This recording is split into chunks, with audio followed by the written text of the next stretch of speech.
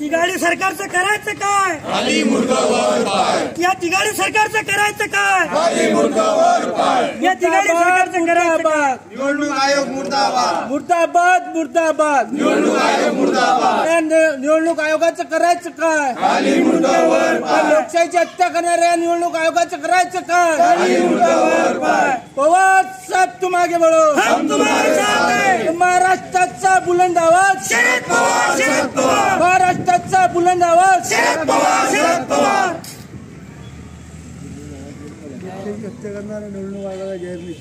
काल अपेक्षेप्रमाणे जे शिवसेनेच्या बाबतीमध्ये घडलं, उद्धव साहेबांच्या बाबतीमध्ये घडलं, सेम प्रकार आपल्या बाबतीत घडणार. हे काळ्या दगडाची पांढरी रेष होती. हे काही शेंबड्या पोराला जर विचारलं तर तो हे सांगणार होता की असंच होणार आहे. पण ते कधी होणार, काय होणार ते काल झालं.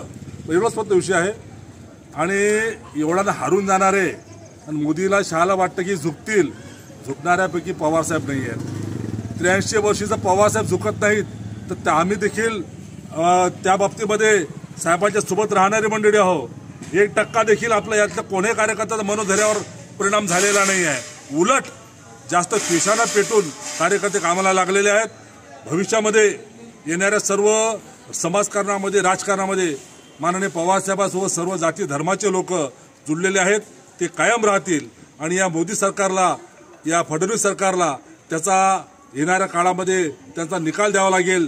त्यांचा आपल्याला हिशोब चुकता करावा लागेल. यासाठी आम्ही सर्व सज्ज झालेले आहोत.